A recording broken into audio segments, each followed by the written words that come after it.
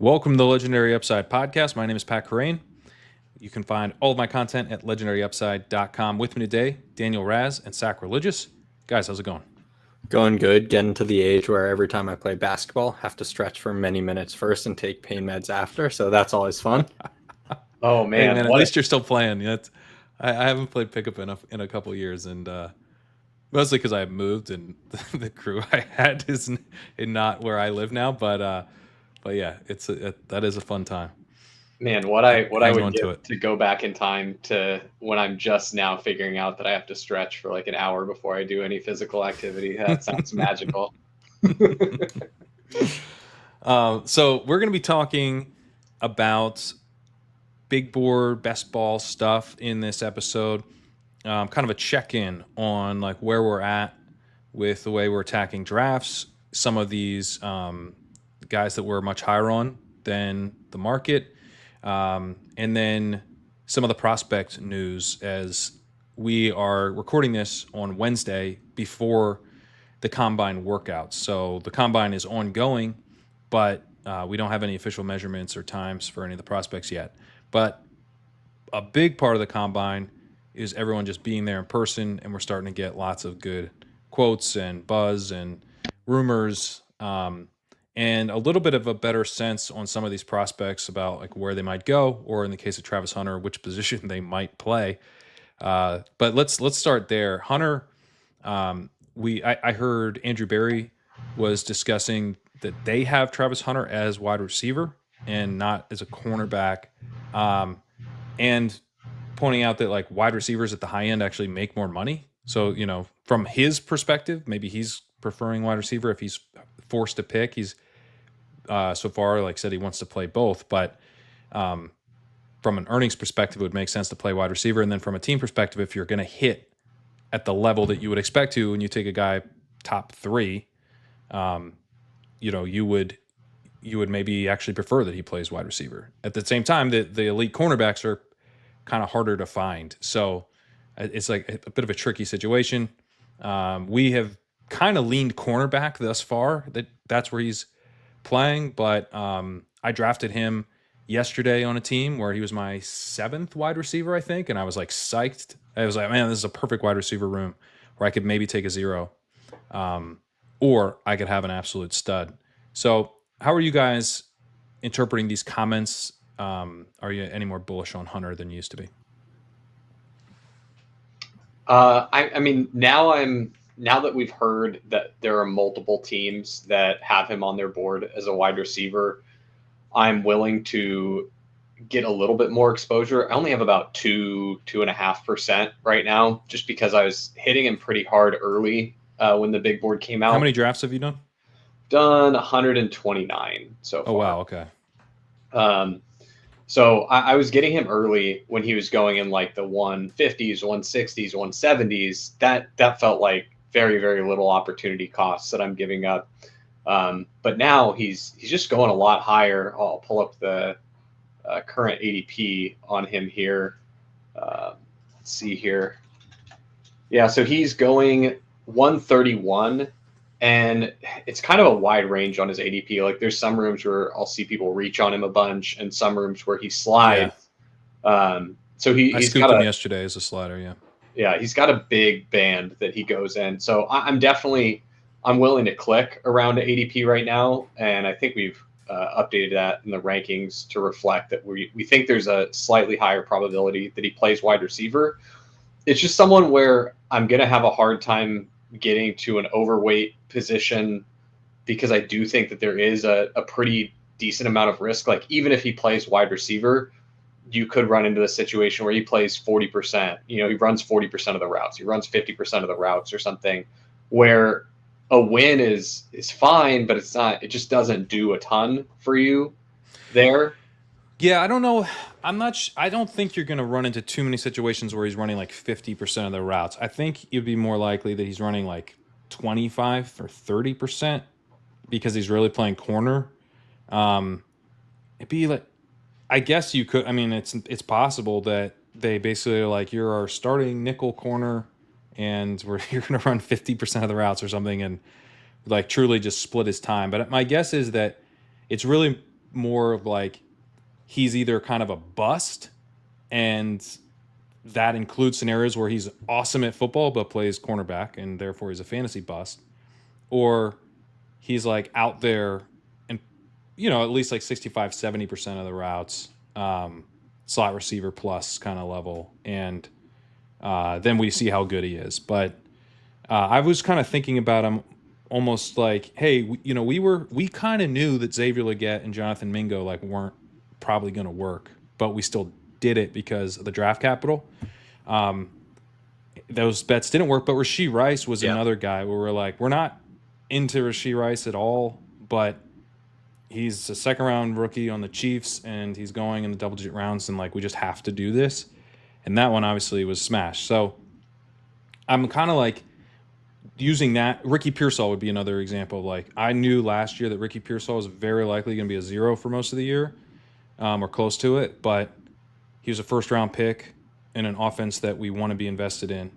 And he hit at the end of the year. You had to build the team to be able to survive that. But that's kind of the framework that I'm trying to view Travis Hunter through. And it's like, man, if I can get a guy in around like 11 and he gives me zeros all year, but then pays off big at the end of the year, or if he just gives me zeros all year, like, can I survive this? Is it going to like absolutely destroy my portfolio? Like, no, it's fine. I can mix this guy in. I can be overweight on this guy with that level of downside because the upside's high enough to where pretty clearly you could see him being a guy you need. Like he's one of the clearest like guys you like. He's potentially a 4th round value, right? Like a 4th round value, not in terms of what he actually delivers, but like where he should be drafted, in terms of like closing line value. Like if you just waved a wand and was like, we all know the Travis Hunter plays receiver. There's a 0% chance he plays cornerback. He'd probably be going in like the 4th round. Yeah, I think probably mid 4th, maybe 4-5 turn-ish. But we're hearing from the combine that multiple teams have expressed that they might view him as a receiver. And before this, we thought he was probably a corner. So this means that teams are at least amenable to the fact that he could be a wide receiver, which probably means that whatever team that drafts him, even if they have a preconceived idea of corner, will give him looks at wide out in practice. And I think the other way holds true, where like if a team thinks he's probably a wide out, they'll see him at corner and whatever he's best at, or just is more valuable. Wide receivers make more money on second contracts than corners. Presumably, they are more valuable on their first contract. So I think that teams are more incentivized to play him at wide out if he's like the same quality wide out and corner, which kind of seems to be the case. People are just talking about him. Like Matt Harmon was gushing about him as a receiver. Ben Solak thinks he's just a gifted player. He's almost certainly a top 3 pick in the draft. So I think it's completely fine to like trying to be aggressive here until the cost gets too high. Let me see if I can sell Sack a little bit, because it's not a lock that he's a top 3 player. It's possible. It's possible that we get 2 quarterbacks and Abdul Carter off the board. You're not into Drake May's wide receiver 1? You don't want Drake May's wide receiver 1? I think for me it's not like I have no problem with the potential ceiling of Travis Hunter. Like I'm into him. Like I've watched lots of Travis Hunter highlights. I think he's really, really good as a receiver. Like he's fun.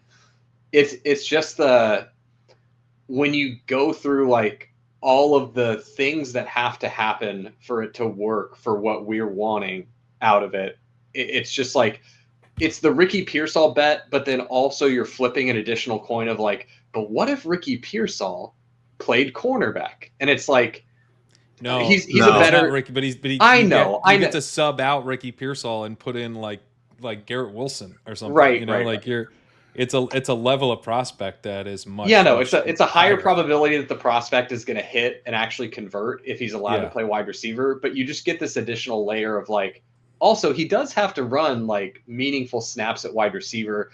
Now, the way that we could probably get bailed out there in a Ricky Pearsall-esque way is he doesn't have to run a lot of routes at wide receiver the whole year. It could just be a thing where, hey, he plays a lot of corner and a little wide receiver to start the year. And then whatever team he's on near the end of the season decides, what if we just like give him a little more run at receiver and just see how this experiment shakes out? And that happens in the back half of the year. You're pretty happy about it. So for me, it's just like when I'm having to make like a substantial trade-off to like if I'm really thin at running back and I'm sitting there and it's like, okay, I'm deciding between taking like Najee Harris, who's fallen to like, in the mid 120s, he's like around past ADP, or Travis Hunter, just a little before ADP. Like, I'm gonna take the Najee Harris thing. Probably a lot taking of the time. Harris too there. If I need Harris, right? It's like last call for like guys who are going to start, start the season relatively projectable. That's how I mean, a lot of my teams from a roster construction standpoint wind up in that range of the draft where Travis Hunter goes. It's like, I either want a second or third QB here. Like I'm running out of quarterbacks that are good options, especially because stacking can be pretty hard in the big board with how quarterback hungry people are. And so like your pickings are slim. So you're getting there and you're like, God, I have one guy left that I can stack. The only guy I have left with a stack set up is Trevor Lawrence or something, right? You're like, I'd prefer to have this third quarterback on this team. A lot of the times it's even like, this is my second quarterback that I'm taking here. Do I take a second stacked up quarterback, or do I take Travis Hunter and then know that my last two quarterbacks, then I'm really pigeonholing myself into a third quarterback build. Then if I'm like passing on my second quarterback in the 11th round, then I know my last two quarterbacks are going to be they're just not going to produce as well as the guys that I'm getting in the window. And so it's like between the running backs that start to fall off there and the quarterbacks that start to fall off there. The one thing I will say for Travis Hunter that I do like is on the builds where you were a little lighter in wide receiver and you're probably going to end up with like 9 of them. I kind of like him there because he's your answer for like, how do I solve the upside question at wide receiver for me? It's, Travis Hunter hits. And then I'll throw in lame guys that I'm not excited about drafting later to kind of plug the hole in the outcome where Travis Hunter busts. My team's not totally dead because I took him in the 11th, 12th round, and I took Wan'Dale Robinson and Adam Thielen later. And like, I'm not doing backflips for those guys, but it's like my team's alive. And then if Travis Hunter hits, then it's like those guys help be the bridge to get to where Travis Hunter is now like a full-fledged wide receiver running lots of routes, producing something that's going to be in my lineup every week. So I like him better on those teams where I'm actually thinner at wide receiver and I've kind of solved my running back and quarterback need earlier. I like that. I like that you're kind of just betting that he's a smash because he's priced at a level where he could be an absolute smash. Yeah. You're taking advantage of that. So that does make sense. On the Hunter point, when you talked about we don't know if he's good, when we look at the Heisman winners this century that are not quarterbacks, we have Devonta Smith, Derrick Henry, Mark Ingram, Reggie Bush. Good football players. Like non-quarterbacks that win the Heisman, albeit there's a huge fan bias, tend to be extremely productive NFL players. I have very little doubt that whatever position Hunter plays at, his range of outcomes and the floor is pretty high. This is just going to be almost certainly a very good football player. The position is a risk. It's probably he literally is about to go top 2 and people aren't sure if he's a cornerback or a receiver. That's insane. That's insane. Like the fact that he played both positions, high-end NFL value positions at a level where it's like, I don't know. I think I'll draft him second overall because I like him as a receiver, not because I like him as a corner. But you could take him second overall because you like him as a corner. That makes sense to me too. We have an incredibly unique football player going in rounds where we took correctly, I think, Xavier Legette last year, Rashee Rice the year before. But players where the thesis is they almost certainly are bad, but the price allows us to make this bet because when they are good, it pays off so much. The thesis with Hunter is he is almost certainly an incredibly good player from the jump. He just might not play the position we want. And then it's basically the equivalent to Jonathan Mingo's rookie year where he doesn't really play the position we want either because he is not recording points. So it's a different type of risk, but at this cost, it really, I think, invites us to bite into the upside. This might derail us completely, but I this popped in my head and I can't now not ask the question. If Travis Hunter was a cornerback / tight end, where would you take him? Oh man. And he's just as elite of a tight end as he was a wide receiver. He just has it's basically a tight end nothing changes player? Except it's like tight end and edge rusher. Sure, yeah, but nothing changes except basically we expect all the same things of him as a wide receiver, except he's blue on underdog. That's the Yeah. difference. I mean, I'm definitely taking him higher then, right? Yeah, you're Like, taking him higher, but how much higher? I'm probably like, it's after TJ Hawkinson for sure, but it's Okay. probably like before David Njoku. I mean, it's definitely before Njoku for me. Um, Honestly, I don't know. I mean, I might take him. I think I might take him ahead of Laporta and just go. I'm going to draft 4 tight ends. I'm going to my goal is to go Travis Hunter and then 3 late tight ends in every team. That's my new build. Yeah, I could see it if your last three the thing I mean, this is specific to this draft landscape. The reason I don't like that as much is like if you're saying you're going to go 4 tight ends because you're spending so little capital on the position outside of Hunter, then you're kind of implying, okay, the last 3 or 3 of my last 4 picks are going to be tight end. And it's like, man, I'd like that if I didn't love so many of these late running backs and wide receivers that are like Yeah. I feel like early in the process we talked about like, God, there's no good wide receivers going late. This is the year where you just click like 3 running backs to end your draft and you're super happy about it. And now I'm like, man, I don't have enough late draft picks. And in, just a few weeks time after the draft, 70-80% of those are going to be guys we never click again. That's just the Right. way that it works. Because we're getting to scoop a big bag, and we have the Yes. extra couple rounds to play with, and we're going to take some zeros, but we're scooping a big bag, and we're hoping to find some hits in there. And like, almost regardless of what actually happens in the season, we're going to find some hits from a closing line value perspective on a bunch of these guys, and then on a larger group, we're going to go, oh no, Yeah. we shouldn't be taking them anymore.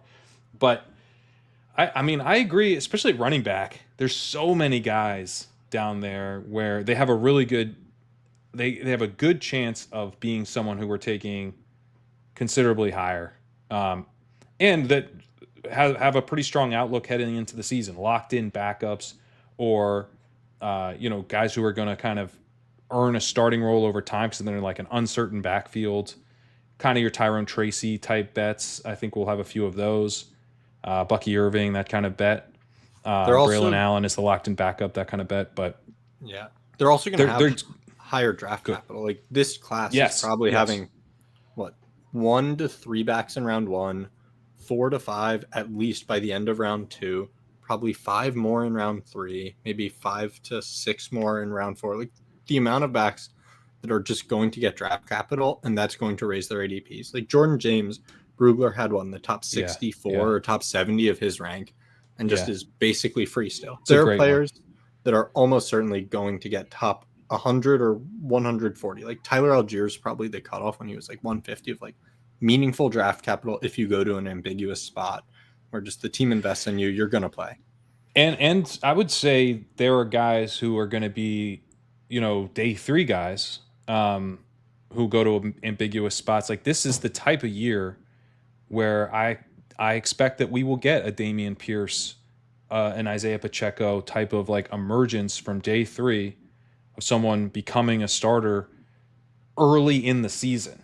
Like not even a Tyrone Tracy breakout or a Bucky Irving kind of takeover, but someone who just like, this is the best running back on the roster in August. James Robinson type of Myles Gaskin. He was a second-year guy, but you get what I'm saying. Like one of those types of outcomes feels pretty likely, not just because it's a deep running back class, but because the free agent class stinks.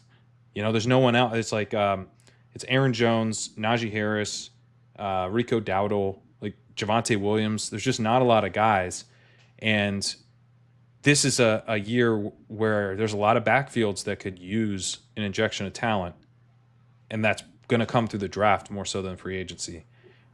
So it is fun right now to take dart throws, and I've kind of been mixing up who those dart throws are. I've been taking more Brashard Smith lately. I'm pretty into Damian Martinez. I was not so into RJ Harvey early, and I'm like really into him now, given some of the stuff about some of the film evals of like him being. It seems like people like him as kind of more of like a true running back, not just a receiver. And he's really fast and catches passes. So kind of rounding out that profile from the NFL's perspective is really nice to see. And then I'll also shout out Jordan James, the name Daniel mentioned. Not a player I'm particularly high on from a prospect perspective, but he could get like round 3 capital, and he's completely free. Mm-hmm. And as you mentioned with the running back environment, most teams just don't have a lot of good running backs. And free agency, like Najee Harris is probably a functional running back. Aaron Jones will like fill a void for some team. J.K. Dobbins might after that. Like Obviously, that's obviously, a good one. if Genty goes to Washington or a team like Washington, he'll like immediately take over much of it just because of how good he is. But after that, teams like New England, Cleveland, I think the Rams, the Dolphins have a huge part. The Saints, the Jets have a piece of their backfield that I think still could be up for grabs. But then the Steelers, possibly the Titans, the Bengals, maybe the Jaguars. Unlikely the Colts at their 1, but their 2 is so open. The Broncos, the Giants, the Chiefs, the Bears, the Chargers, the Cowboys, the Vikings, and the Raiders. There are so many teams where the rookies are just going to be able to earn work. The Vikings like don't have a running back. They have 0. There's a number of these teams. The Cowboys like don't have a running back. Dowdle's a free agent. So yeah, it's Deuce Vaughn, Malik Davis, and then the Vikings have 1 year left of Ty Chandler. I pray we don't have to learn Malik Davis this year. I really don't want that to happen. I don't think we will. It's too deep. If there's a UDFA, I think we would take over Malik Davis.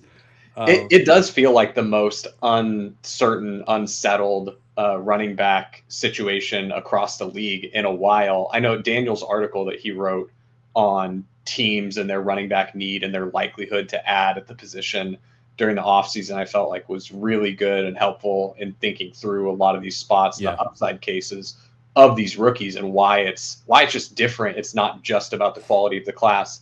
It's about the need league wide and also the lack of competition. And you know, I know it would be an enormous amount of work to go back and do this historically for every year, but I feel like if we theoretically went back and did Daniel's same exercise for every year for the last 10 years, this has to be up there. If it's not the year with like the most, you know, uncertainty or unsettled running back rooms, it's got to be, you know, top 2.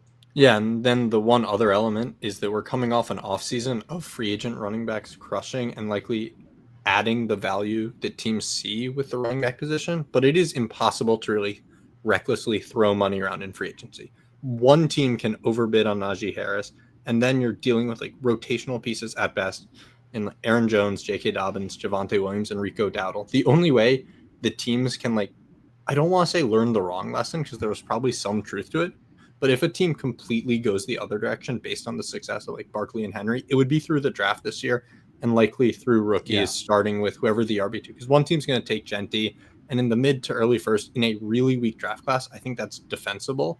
I don't think I'd be the guy in the front office advocating for it, but it's not going to get anyone maligned in the NFL or in our circles. Whereas then you look later, Henderson, Hampton, Johnson, Judkins, James, and so many other backs that could just get awesome draft capital and try and earn roles right from the jump. Yeah, and some like the Genty thing's tough because you don't know, like, what's likely to happen is that you're going to take Genty, he's going to hit because he's really good. Like, I'm fully in on Genty. I don't really have any holes to poke. He looks awesome, and I feel strongly he's going to hit, and you'll come away from that being like, look, we added a playmaker, and you will have.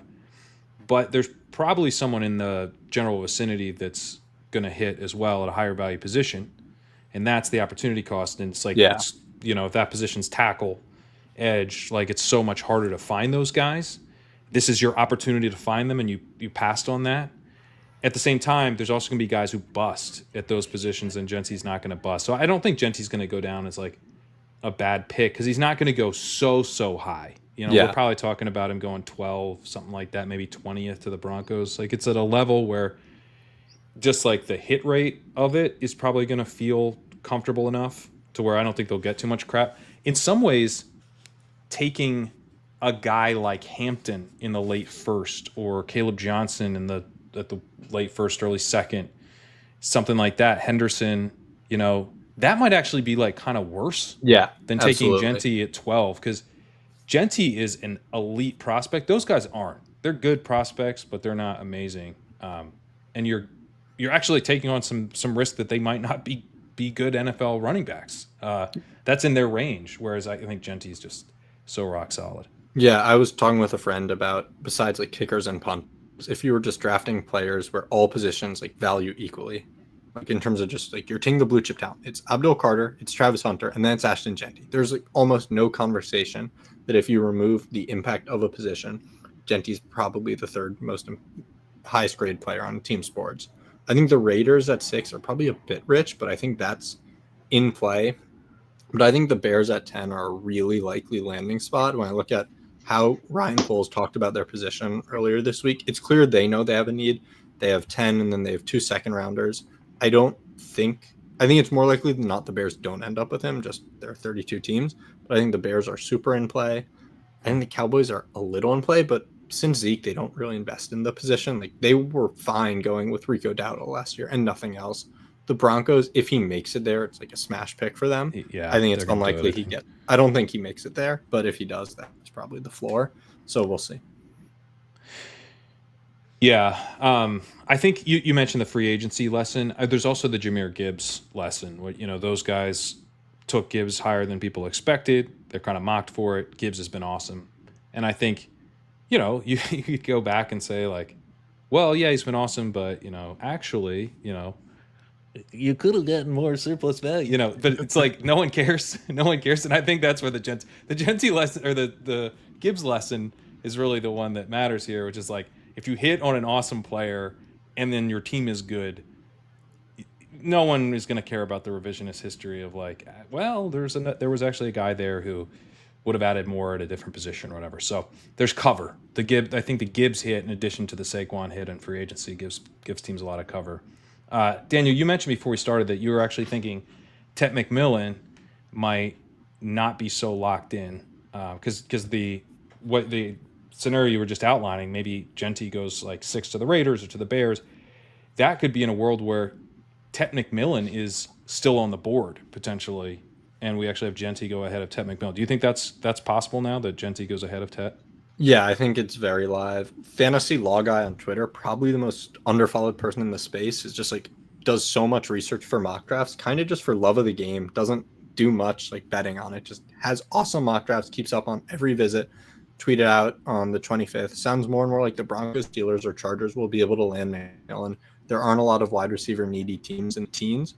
So I'm a little skeptical fully of this because I think like if the Bengals have the chance to get McMillan, possibly they deal Higgins right at that point and boom, you have a replacement. I think he's a good enough prospect in a weak class where it's unlikely he falls to the 20s, but I don't think he's this slam dunk top 10 pick that people have cracked him up to be. I think it's a stronger wideout class even without Hunter, at least in terms of the draft capital, than maybe the JSN one where JSN was the first wideout at 20.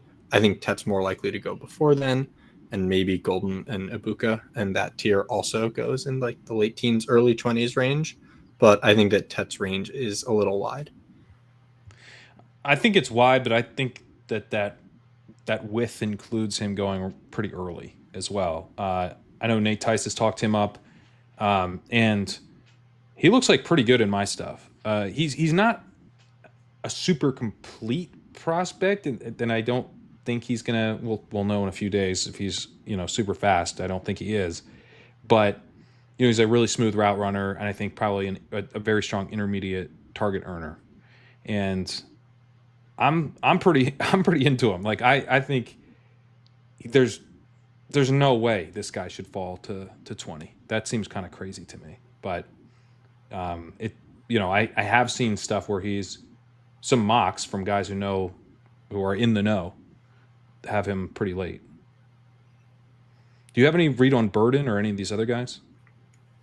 I think that wideout 2 is pretty up in the air with Burden, Golden, and Ibuka. I think it's probably Ibuka, Burden, Golden. But I think each there will be at least maybe 5 teams with each of those guys as the best non-Tet receiver. Possibly some that have whoever their wide receiver du jour is above Tet. So I think that we're going to have wide ranges on each player. I'm skeptical that Golden goes at 2 just based on how I've understood him as a prospect. We'll get hopefully some answers this week with the Combine and then Pro Days. And as more information circulates, like how teams view players, I think is something that will change. Like in mocks, when players after the combine are rising or falling, either due to athleticism or word of mouth, that's something I take seriously. The reports that like Schefter got out of the Browns being dead set on a quarterback at 2, I don't want to pay that no mind, but I pay it very little mind. If you're the Cleveland Browns, there is no world where you do not want to signal that you're taking a quarterback at 2, because if you have a huge gap between Abdul Carter and Travis Hunter or vice versa, you want the first pick to not be the player you really covet. You want to tell the some ways, I'm wondering if we should, the Travis Hunter, he's a wide receiver. Like, is that them playing mind games of like, he's obviously a corner, but I'm not going to say that, it could they want him to fall. But it seems like there's enough going around that some teams or some scouts at least think he's going to be a wide receiver, that I'm bought into the fact that, and adjusting my prior, the more think he's a wide receiver. Saying like, it is good to react to information that is at least credible and that would make sense. Like, what do teams want to signal? There's no real incentive for like scouts to say, we view him as a wide outer corner. There is big incentive for the Browns to say we want a quarterback, because if you really want a quarterback, I don't think maybe you'd hide it if you want a quarterback. That would be the truth, right? Of like making the Giants think they could get Ward at 3 and then you snatch him up at 2. So I think it's a little bit the other way of a so they don't trade ahead. Yeah. But then there's like the second level thinking of then the Giants being like, I know what you know. So there is some level of that, but I'm paying the reports that the Browns want a QB very little mind. I still think they might want a QB because of how analytics heavy their front office is and the surplus value that would come from Ward at 2. But I'm not being like, obviously the Browns are looking for Ward at 2 or whatever quarterback's there. Well, let's talk Ward, because he's going to be the quarterback 1 most likely. Where are you guys thinking he ultimately lands? I don't know. I'm thinking he might just end up at Tennessee. Like, it might just all be a smokescreen, But I think it's pretty up in the air. It wouldn't surprise me at all for one of the quarterback needy teams to trade up and for Tennessee to trade back. I could see there's such a wide range of landing spots with him, and so when I'm playing him, like I don't have a ton of Ward. Let me look at my exposure. I don't have a ton of Ward either, but we were ahead in the rankings, and I've started clicking him more recently. I've got 4.5%, and the way that I'll try to do that is the teams with an ambiguous quarterback, like the Raiders or the Giants or the Titans or the Browns, like I will take pieces on those teams, be like, Cam Ward, hopefully between the 4 of these teams that I've got on my roster, I've got like a 50% probability that Ward's with one of them. And then there's also some stuff that I couldn't fathom, like the Pittsburgh Steelers trade up and take Cam Ward, like something that I did not have in the range of outcomes. Yeah. I mean, there's a lot that's still up in the air, but when I think about what front offices and coaching staffs really need or want a quarterback, the Tennessee Titans seem to have a long leash. Callahan didn't get fired after a pretty disastrous year. They just hired a new GM, and the GM's almost certainly has the final say there, unless it's the owner. If the GM wants to shorten his leash, he can take a quarterback now. That's how I view it. Yeah, he does not. If Ward is a quarterback they like, then they will take him, I think. But every impression we've gotten is the Titans want to just like waving their arms. This pick is for sale. This pick is for sale. New York. Well, Ward seems to be like, come on, guys, like take me. And they're it doesn't seem like Ward thinks the Titans are taking him. Yeah. So there's the elements there of if the new GM for the Tennessee that came from the Chiefs takes Ward and he flops, there's almost no shot he's getting a new chance, because if Ward flops, you can just clean house after 2 years of Ward, unless it's disaster year 1. Callahan gone, GM gone, Ward gone. So I think in terms of like extend your own contract and cash those checks, you're not taking Ward unless you really, really believe in him. But every impression we've gotten from the NFL is this isn't a quarterback that teams are itching to take. This is like a first-round caliber player, and because he plays quarterback, that makes him an absolutely good to acceptable top 5 or even first pick if you like him. But then the Giants, and we were having this conversation pre-show, Dable and Shane could be in like, if we're going down, everything's going down. Let's burn the ship down with us type mode. And it seems like they're really aggressive on Stafford. And I absolutely buy that them, the Raiders, and possibly other teams would like to acquire Matthew Stafford and then pay him a lot of money because he is still an above average quarterback. But in the world where Stafford is like, I think I'd like to win games. I already have a life in Los Angeles, and the Rams are looking at their other options and thinking, I think we would also like to win games with you, Matthew. They maybe boost him up to the high 40s, add on another year. That's what's going to happen, right? They're gonna. This is all just a big dance. I think it's like 60 to 70% that he's still a Ram. I know most people think it's more up in the air. When I just Occam's razor, what's the simplest thing? The team that's like a Super Bowl contender with everything, with a few things going right, keeps their the quarterback. Line is bad. Their line is bad, and they were frisky against the Eagles. Yeah. Everything Sean McVay says, like from previous years, is like, there are a lot of good opportunities for me. Amazon would pay him probably more money than the Rams to do 25% of the work. He is doing this like love of the game. His, I think, fiance or wife now talks about how like on bye weeks he's like watching Red Zone. He wants to win games. This is not the type of, I think, person that would like to roll the dice with Jimmy Garoppolo. Yeah, this dude is Sean Paytoning if he retires for Amazon. He's gonna be like away from coaching for like 2 years. He's gonna be like, hey, you know what? I don't like is chilling out. Actually, I'm not good. I guarantee McVay's coming back if he retires. Yeah. So this is all to say that I think Stafford's more likely to be a Ram, which makes the Giants, who absolutely want to be, very likely to be aggressive on Ward. I don't know if ownership will allow them to use future picks because this GM and coach almost certainly know that a year that probably is either if you make the playoffs or you take Ward and he shows can be a plus starter. Those are your only lifeboats. So unless man, for a quarterback, you're like, he didn't fire these guys, and Mara's like, we got to start winning games. You're like, we have a chance here. This is our chance. Like, it's a tough year to get a quarterback. We got one in our sights. We just need to pull the trigger. We just need to give up all of our future picks for eternity. Can you just sign here? I think it might happen. Yeah, that's kind of how I read it. Of the Matthew Stafford not being a Ram comes down to how desperate is the Giants organization. Not really how desperate is Dayball to keep his job, right? It's how desperate is the Giants organization to be on that and be like, all right, yeah, no, this is the year that we win. Let's go ahead and do it, and not really thinking about Shane and Dayball are tied to the hip. Yeah, so, yeah. It's kind of it's more like does Mara sign off on, is this a thing where we're pushing all the chips into the middle right now? And if they do, like, I think that the way they get Stafford is some ridiculous Godfather offer. Like, they actually capitulate to what the Rams are asking for with the first. And I don't think it's a first. I think it's the second this year, and then like it'll become a first in terms of the collective package. I think there's no chance that 3 is on the board for this.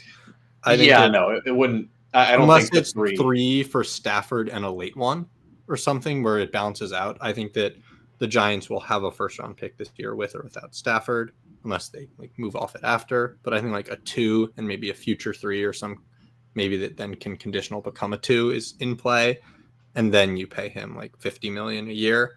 But I think if the Rams like will pay you 94% of the Giants, have fun like winning 5 fewer games and then seeing what happens. I think that it is unlikely he moves. But I mean, there was the report that just a few hours ago Brady ran into him, quote unquote, with no intent to like host him or court him to the Raiders at a Montana ski lodge.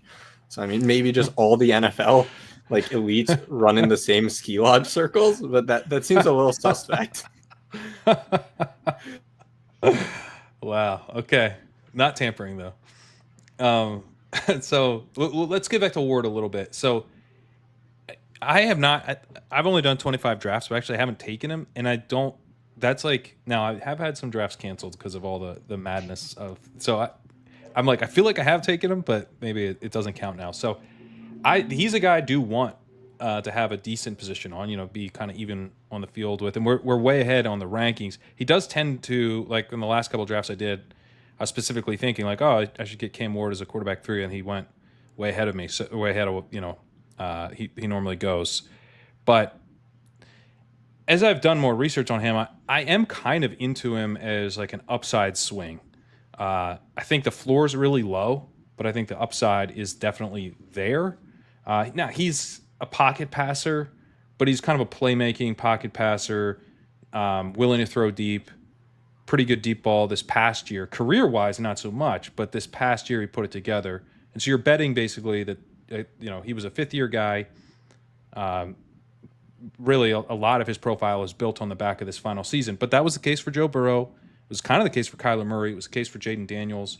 So, if the quarterback puts it together, it can. That's who they are now potentially. Now, the issue with Ward is he was never that level. He was just like a strong final season, but not like an earth-shattering final season like Daniels or Burrow had. But I do think he showed an ability to make plays downfield, and he has been fairly mobile around the goal line, running for touchdowns. I think he'll probably do some of that. Got decent size. So we should have like a little bit of mobility in terms of touchdown production at the very least, and then some playmaking. So the ceiling, I think, is pretty strong. The floor had me kind of scared off him originally, but at this point, like we talked about his landing spots, there aren't really any downside landing spots where he's not starting very, very quickly. So from a best ball floor, I think we're okay. The worry would probably be like at first initially thinking like Cousins signs a vet minimum in Cleveland and then Ward joins. But Hayden made a good point of, does Kirk Cousins really want to sign a vet minimum before the draft with a team that then drafts the guy who will certainly be playing over him with any like level of bad performance, which I think is absolutely valid for Kirk, of happening the same Falcons thing over and over like, for another year. So I think that it is unlikely that he's not starting the final half of the year, barring some injury. And I think like if he goes to the Giants, he's probably starting week 1, like at worst the Drake May timeline. And at this price, given like how much a good rookie quarterback can affect teams, it's a perfectly nice price to pay. I think even the Drake May timeline is pretty unlikely. He's going to start very, very quickly. If the Titans are like, oh, we're going to start Will Levis for a few games, like, give me a break. He's going to get 2 starts at most. There's just Ward in the top 3 of this draft, and then if he's not top 3, what is he? He's probably 6 to the Raiders. Like, he's starting right away there. He would start right away for the Jets. It's just very hard to see. Would be the worry, but I don't think he makes it there. And he's taken that job from Carr relatively quickly, I think. But I guess that would be the one where you go, okay, maybe he is more on the May timeline, but I don't think he gets there. Yeah. The Saints feel pretty unlikely to me because I don't know exactly how they feel about Rattler, but I feel like they didn't see a ton of him last year to where their plan A might be, let's let Derek Carr finish out his contract with us. We're developing Rattler. Like we saw a little last year. Let's see what we can get out of him. The Saints, I don't know. I mean, new coach. I don't think Rattler's part of the plans. I think they saw enough from him. I think your 2026 quarterback's not on the roster. I think. Yeah, as someone like I loved Rattler in college. I loved Desmond Ridder in college. I was willing to give Ridder that like second year, and in fact bought into it a ton. I am not willing to give Spencer Rattler another like shot. The candle has been burned. This guy is not, I think, anywhere close to a starter caliber player. Maybe I should have just realized that with Ridder earlier, but that's not up for debate right now. I feel incredibly confident that the Saints 2026 QB isn't on roster either. I think if Ward's if they're playing Rattler, it's to just straight up tank and try to get like the number 1 pick. That's that's how I feel. I don't think they know what they have. It's not their 2026 starter. All right. That kind of let's wrap up the kind of the rookie combine stuff and dive into some more of the big board and how we're attacking drafts right now. The quarterback pocket is probably a good place to start. Kind of relates to Ward, who's like outside of that range. He is sort of a guy you can add on as a quarterback 3, and that's how I've been wanting to add him. You've got other guys in that range like Bryce Young, Anthony Richardson, J.J. McCarthy, who's shot up a ton, I think for good reason, since where he was initially opening. These guys are kind of like you could poke holes in. Like Richardson could easily get benched again, right? J.J. McCarthy is probably just the Vikings starter all year, but that's not 100%. I think he'll probably move up as that continues to look more and more clear. But at the same time, we've never seen him play, and he's coming off a knee injury that cost him his rookie season. So, you can kind of get the Geno Smith, Matthew Stafford, Shador, Darnold, Fields, Carr, Cousins. Like these are the quarterbacks outside that window. In the window, there's lots of guys with job security and upside, and they all go pretty close to each other. So, what I've found is that you kind of have to be on your toes when you get into this range of the draft, where you want to get ideally like 2 of these guys if you don't have an elite, and then maybe tack on a third later. You could get 3 though if you wanted. What I really don't want is to come out of that range with like one guy. Like sometimes you come out like, well, I have Trevor Lawrence. How are you guys handling that part of the draft? Yeah, if you're only coming out with one guy from that cutoff, where I would say, like, let's just draw kind of the arbitrary line in the sand of Trevor Lawrence is like the last one in the window. Really though, I'm kind of treating like Penix and Tua as in the window as well. But if I only have sense, yeah. If I only have one of those guys, I better have stacks set up for later. I better have a JJ McCarthy stack option set up with Justin Jefferson or Jordan Addison or Hawkinson. I better have a Geno Smith stack set up with JSN or Metcalf. I better be willing to take Stafford with most likely most likely Puka. But if you're feeling, frisky, you could do him with Malik Neighbors. I want to make sure I have lots and lots of options at quarterback that I can still stack with if I'm only coming out with one. But almost always I have 2 quarterbacks by the time I'm getting to like round 11. And a lot of the times I'll be done with 3 by that time. And it really depends on my room. It's how many stacking options do I still have left in the chamber? Like if I'm sitting here and I have Tyreek and I have JSN and I've got, Jordan Addison, and I'm like, I've got 3 more guys I could take here. And I'm looking at, say, like Trevor Lawrence would be my 3rd quarterback, and I'd be stacking him up too. It's like, let me just push Trevor Lawrence here. And if he comes back to me and I get him at a value, fantastic. I've got my 3rd quarterback. I'm good. But if he doesn't come back, it's fine. I have 3 more bites at the apple. Now, doing it that way does occasionally get you burned and you end up stuck with 2 quarterbacks. But the way that I'm drafting in these rooms is most of the time, if I'm going to be stuck with 2, it's going to be something like I got Kyler and Brock Purdy, or I got Jared Goff and Dak Prescott, or something like that, where like I can make 2 work here. It's not my favorite thing to just be with 2, especially without knowing the bye weeks, where you do have that kind of reverse lottery of, I drafted 2 guys on the same bye and I stacked them up. So my roster is really not scoring points on these weeks. Right. So I do have a preference towards 3 in this format with 20 rounds and the unknown bye weeks. But yeah, I've got a strong affinity to trying to get my 3 quarterbacks done sooner rather than later, and really only pushing it if I've got, the different outs that I can kind of lean on. Yeah, to add on to that and what Zach said about the quarterback window, I think about where can you win in drafts, either from CLV or correlation. A lot of those quarterback outs end up drying, like the well runs dry quicker there than at other positions, whereas we've run through in our ranks have a lot of nice rookie running backs later. And just the available quarterback wins there are not, like, they're not plentiful. They don't exist in some rounds, whereas the rookie running backs, Jordan James specifically, like we have a guy that's extremely live for round 3 capital that goes in the 18th round, 19th round. Like it's went up from the 20th to the 18th. Yeah. So like big whoop, but there's just so many types of wins you can get later that aren't at the quarterback position that shoring it up and knowing, all right, here's my plan of action for rounds like 14 through 20 after like Geno and Stafford, if you can stack one of them.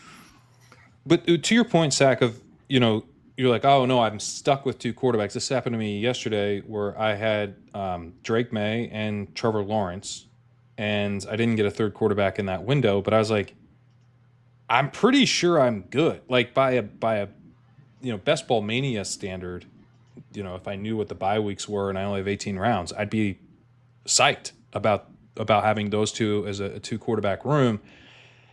I did end up taking Shedeur Sanders though. He was 9 picks past ADP, so I just scooped him as a quarterback 3. Are there any guys like that, like Shedeur? How are you guys treating him? I don't really consider him that much of a target, but I'm willing to scoop him like that. We're about 10 picks behind ADP on him, but that's where he was. Are you guys like a Fields would be another example? We're a bit behind on him now. Darnold, we're behind on.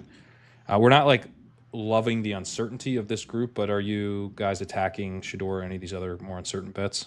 The ones that I am into, where I'm looking at our inputs that we have in the rankings and deciding this is ambiguity where maybe I feel more confident personally than we do as a group about Justin Fields and Derek Carr. Those are the two where I think that the way that we have their floor expressed currently isn't in line with my personal, what I think the probability is that Justin Fields is playing in week 17 or playing to start the season.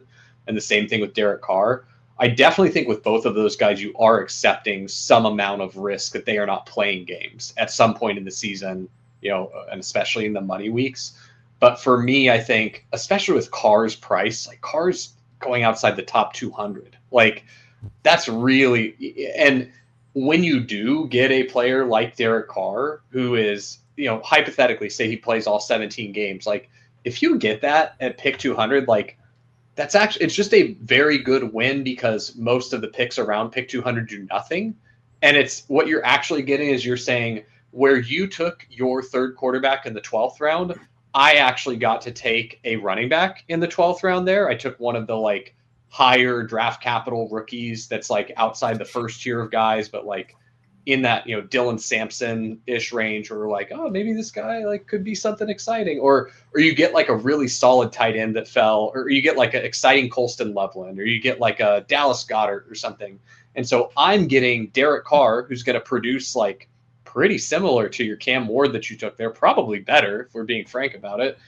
And then I get an extra player on top of that, where your player that you picked at pick 200 is a player that gets drafted 0 times in Best Ball Mania because they are not an NFL player. They just didn't get drafted. They're a UDFA and they don't even make the practice squad, So that's why I'm into Carr. And then for Fields, it's just like the upside, like what Fields will project for if he's the quarterback on a week, like it's not really projecting for worse than like quarterback 12, just the rushing floor, like keeps him pretty insulated. I don't know if that's true. If you look at last year, like let me pull up. Because like Richardson, I'm thinking more Richardson with that, but like.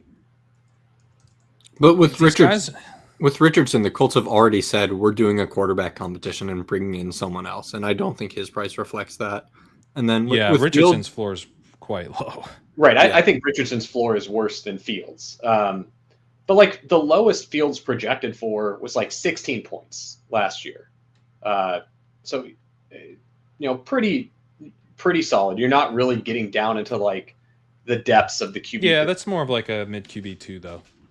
That's not like. Yeah, I mean the difference is like 0.5 points though between mid QB2 and low in QB1. Sure. And so that's why I'm more into him, less into some of the other riskier guys there. Like I'm not really doing a Kirk Cousins or, like the guys where I think if Kirk Cousins plays as a starter, like there's a good chance it's to be a bridge quarterback or something, or he's not playing the full season, right? But to go against that with the Saints, we feel very confident, I think correctly, that their 2026 quarterback is not on roster. What does like keeping Derek Carr for $50-$60 million do? Almost nothing, like absolutely nothing. So then from there, when I think about Carr's gone after the year, he's gone. When I think about what the Saints want to do this year, sure, if Carr is like a functional quarterback and maybe they're contending for a wild card or like near 500, they probably don't bench him. But if they're closer to the top of the draft and they have either the like Operation Rattler or a new Spencer Rattler, like a 5th, 6th, or 7th round pick, why not give them the like wide outcome leash that potentially for the team in long term, either this player is a Brock Purdy level hit and boom, you might have found a starting quarterback for truly no investment, or you're making your draft position more like just better. So I don't see Carr's path to starting all 17 games as rosy as you do. I think they're like the outs to him getting benched are quite high. Yeah, I mean, there is some risk there. It's just like relative to the opportunity cost, the players that are going around him after pick 200, it's like there's less risk that Carr is scoring me 0 points in those weeks than the other players are. And if I'm in a position where I've got him stacked up, so I'm already making a bet on the same, like I'm not taking naked Derek Carr. I'm making a bet on, hey, Chris Olave was wildly underpriced this year because the Saints offense is functional. They look with a now they have a competent head coach that is an offensive-minded guy. They look a lot more like they did in the first 2 weeks of last season than they did for the rest of last season. And I got Chris Olave at like pick 60. That seems pretty good. And so that's kind of the way that I want to be betting on Derek Carr. I think Carr's a fine pick if you need it, but I don't think he's. I just think there's a really high chance he gets benched. They can save $33 million by cutting him after the year on next year's cap, and they're in cap hell. So I think that they're going to go ahead and do that. They're just in jail this year. Is my like you're in Derek Carr jail this year. You can't do any like Derek Carr holds. Well, all of the you can cards. tank. The thing I think you can just tank at the end of the year. Like teams don't tank a whole season like that. You're going to get plenty of starts from Carr this year, but if they are out of the playoff race in week 15, I think he just gets benched. Yeah, it could be earlier. That's very live. Yeah. And again, that's why I don't want to take him naked. I want to take him stacked up. And if I am going to do a Derek Carr stack, give me Olave, give me Shaheed, like give me Alvin Kamara. Like I'm betting that this team is good now, and that's how you really win with like these underpriced team stacks. Is the market was incorrect. The Saints shouldn't have been as discounted as they are.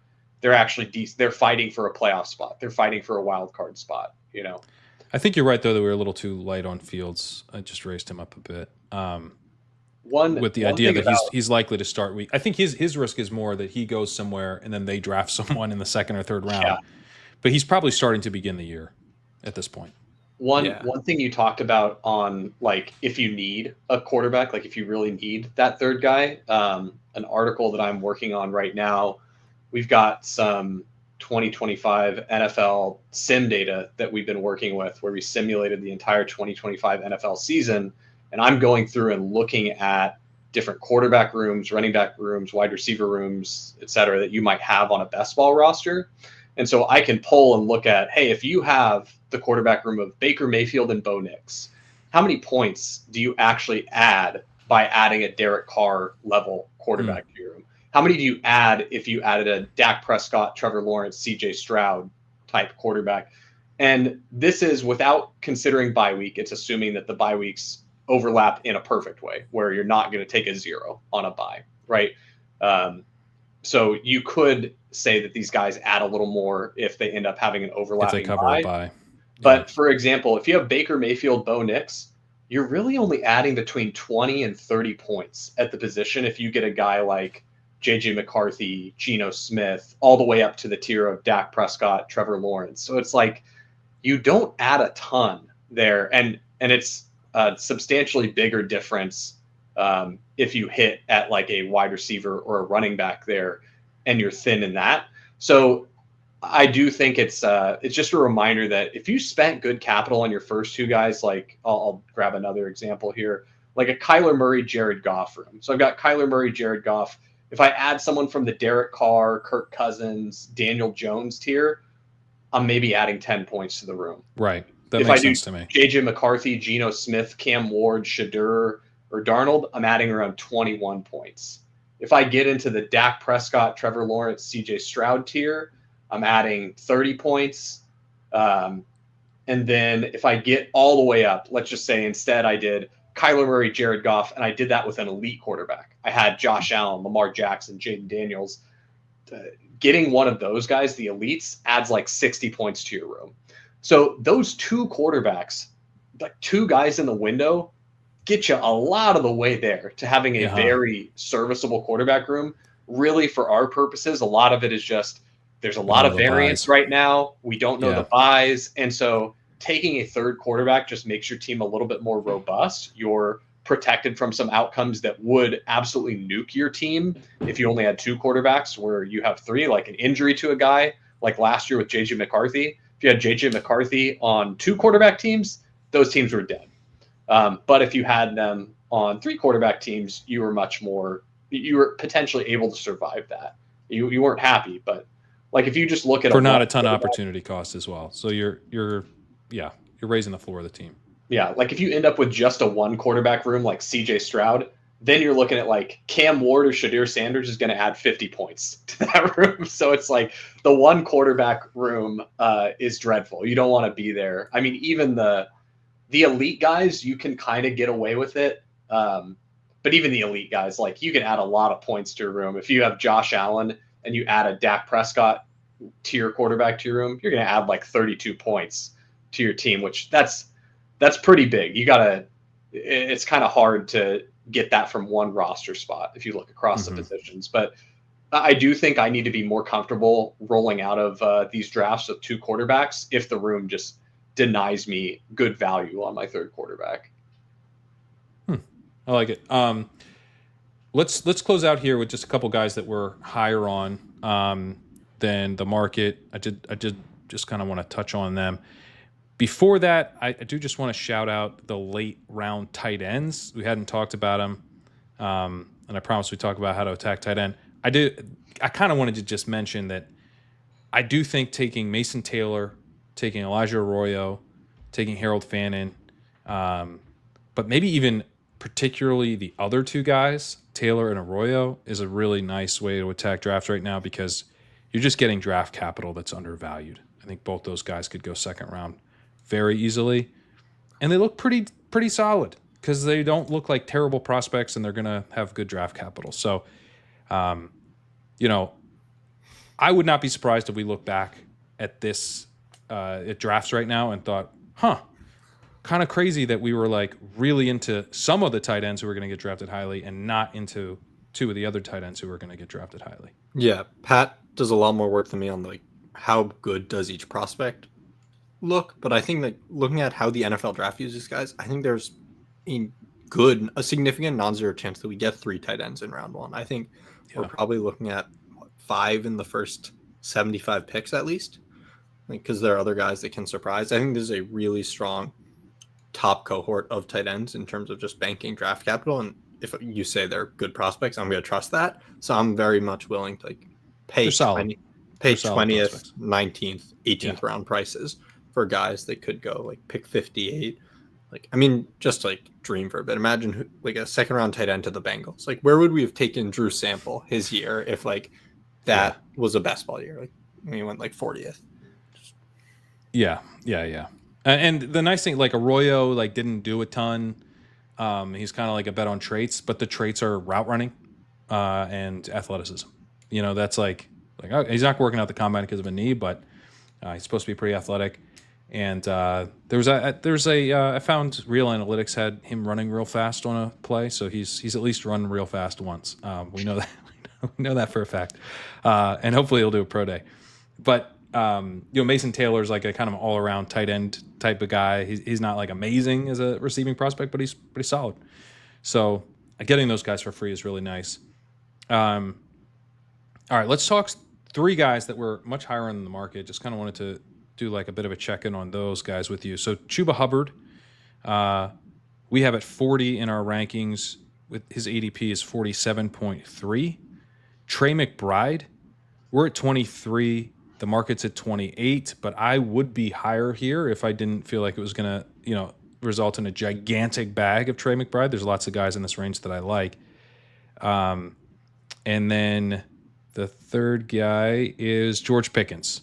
Pickens we have at 54, ADP of 58, so not a huge thing there, but I like Pickens a lot more than the market, but I kind of want to just like nibble as we go and get values. But if Pickens were going like 10 picks higher, I would have the same approach. So I don't really get there seems to be a lack of enthusiasm for these players. Not guys were like saying you got to smash them in every draft, but if you draft off the rankings, you'll be overweight, just hopefully getting them at good values repeatedly. Yeah, Hubbard's one of the stands I've advocated for the most internally. If anyone checked out the article I wrote looking at team running back investment, the Panthers, like a 2nd round pick in Jonathan Brooks from this regime. The Sanders contract was a different regime and might probably be let go, but they just inked Hubbard to a 4-year deal. At most, they're adding like a pretty minimum level investment at RB2. Hubbard was extremely good last year. The Panthers invested in their offensive line last year and got not terrible returns. Bryce Young could take another step or remain like a functional quarterback. there's basically no reason he should be a 4 or 5 turn pick, especially before the ambiguity of the draft, where we feel very confident about how the Panthers will attack running back, whereas there are other teams like the Bengals and Chase Brown, where I think Chuba Hubbard is a decidedly better pick right now than Chase Brown. The amount of landmines, like the parlay you have to hit on Chase Brown, admittedly for a better payoff, just there are so many issues that could come up with the draft and possibly free agency because Brown was not that good of a player last year and is being drafted like he has the job close to unlock. So I think Hubbard just should be probably a mid-third rounder. If it was just me setting our ranks, then we're like, I'll advocate that. And like, we don't need to be that confident. We can just put him at 40. He's going at the 4 or 5 turn, and you will get a big old bag, 2x the field, and feel very good about that, especially. And we have Brown a couple picks ahead, but his ADP is 32. So it's like, hey, Brown fell to you. Your pick 38, and you got Brown there, which is where we have him ranked. Go ahead and take him. Hubbard, we have at 40. His ADP is 47. So, take your Brown, right? Humility. That's a humility faller right there. But I agree with you. If it was just like us versus us, I'm taking Hubbard ahead of Brown.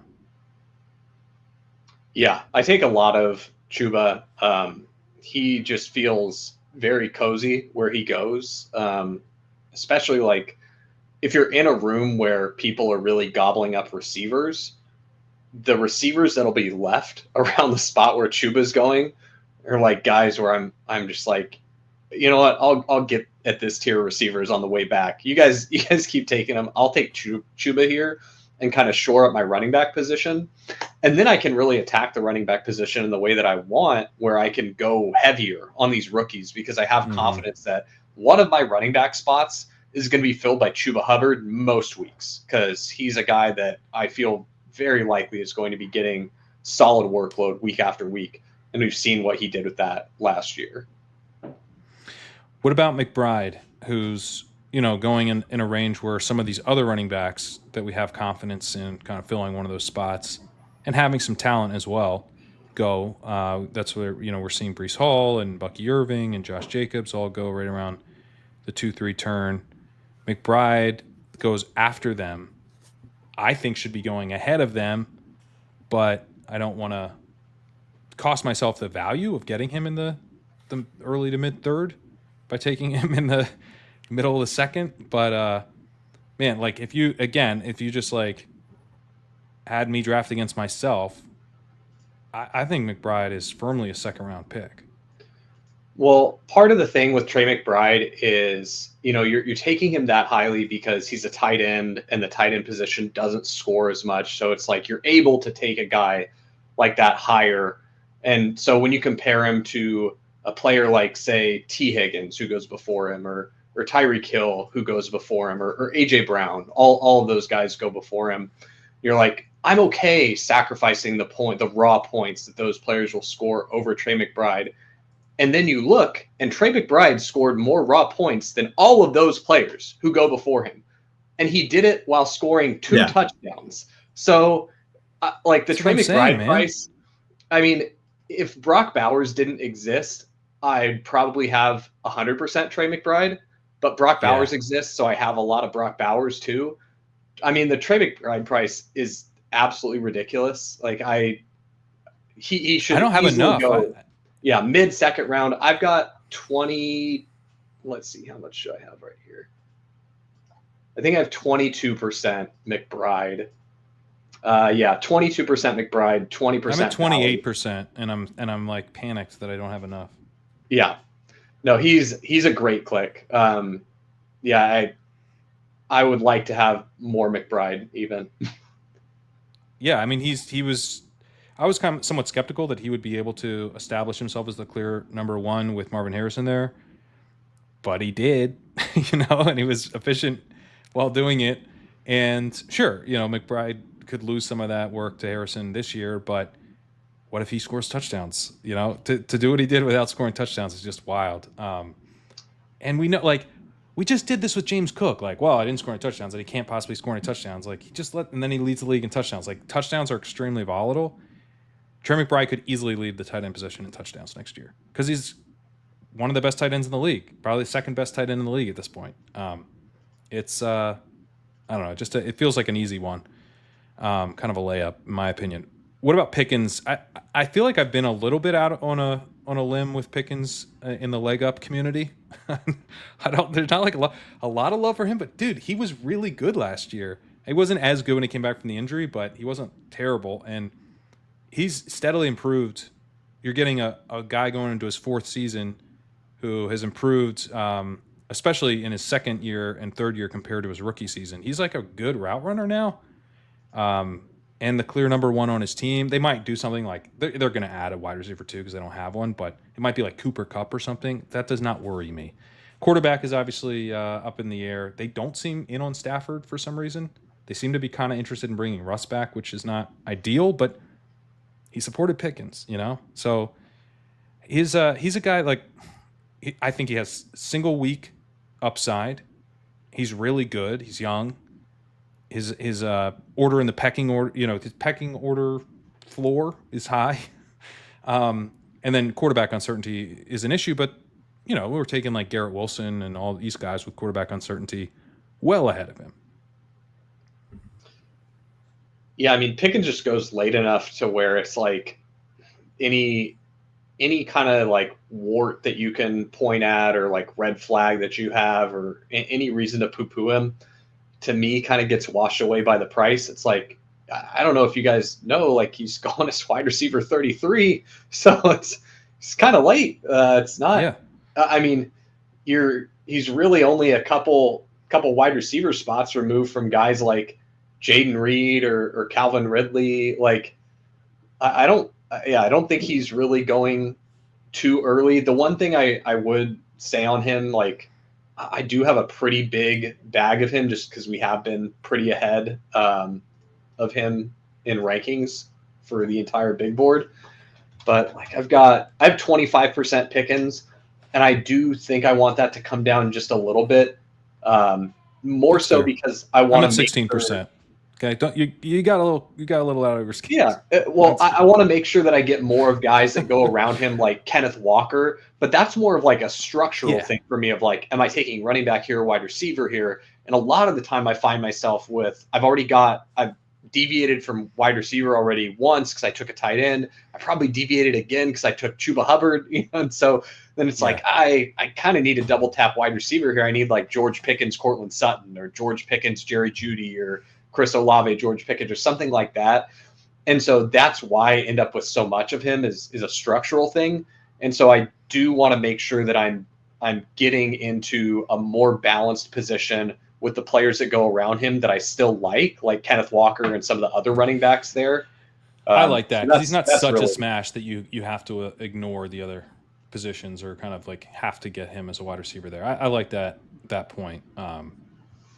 But yeah, compared to like Jameson Williams, he's going right next to, and like it's sort of like the same bet, but you get Goff, but then also you get Amon-Ra St. Brown and Sam Laporta stealing targets, and I know they pass more, but it's like this guy's like a clear-cut number one on his team, and is probably better at football than the other guy. It just seems like a good price to me for the talent, Are you in or are you out, Daniel? Less in than you two, but still overweight. He probably should be middle of round 4, so I'm very fine getting like 12, 16% now. It's like, again, I'm hearing Pete's best ball, bro. I prefer more 12 or 13. Yeah, I'm more ambivalent than either of you two on George Pickens, but I absolutely see the appeal and don't fully understand like with what he's competing with. And again, I don't think there's a 0% chance that Stafford's Steeler. It's probably like 1 to 2%, but better than 0. And just like if they have to pass more because they don't get absurdly lucky for like the nth year in a row, maybe it's just like more George. They could be the Darnold team, couldn't they? Yeah, but I don't get the read that they are. I think. Yeah, I haven't really gotten that read either, but it would make sense to me. Yeah. Maybe it doesn't make sense to them.